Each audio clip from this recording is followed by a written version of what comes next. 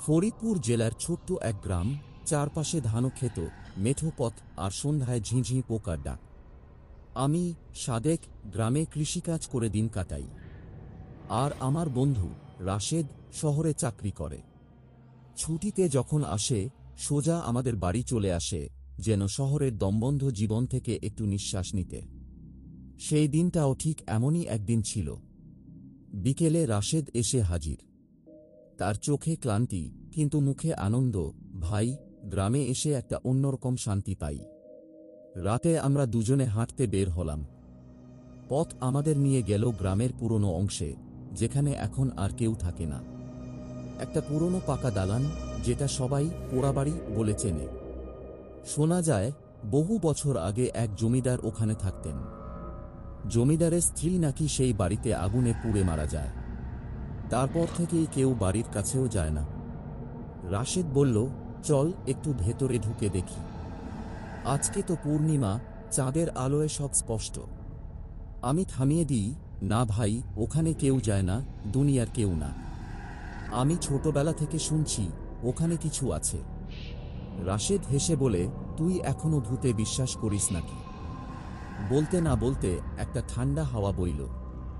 গাছের পাতা থরথর করে কাঁপছে। কুকুরগুলো হঠাৎ চিৎকার করে কাঁদতে শুরু করল। আমার বুক ধড়াস ধড়াস সরছে। রাশেদ ইতিমধ্যে গেট খুলে ভেতরে ঢুকছে। পোড়াবাড়ির ভেতরে ঢুকতেই একটা গা ছমছমে অনুভূতি হল।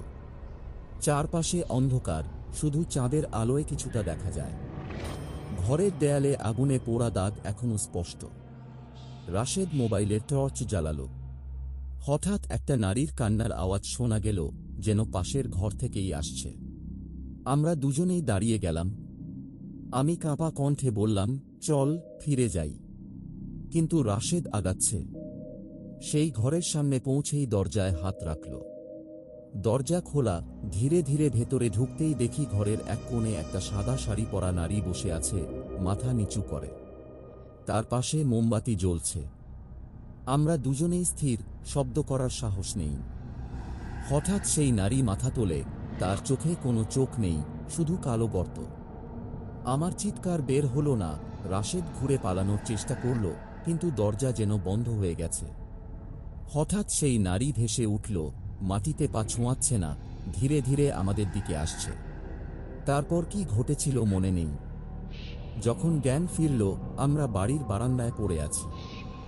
রাশেদের শরীরে আঁচড়ের দাগ, আর আমার হাতে একটুকরো পোড়া শাড়ির টুকরো। সেই রাতের পর থেকে আমরা কেউই আর পোড়াবাড়ির দিকে যাই না। কিন্তু আজও পূর্ণিমার রাতে যারা সাহস করে সেখানে যায়, তারা একজন নারীর কান্নার আওয়াজ শুনতে পায়। আজকের মতো গল্পটি এখানেই শেষ করলাম। আল্লাহ হাফেজ।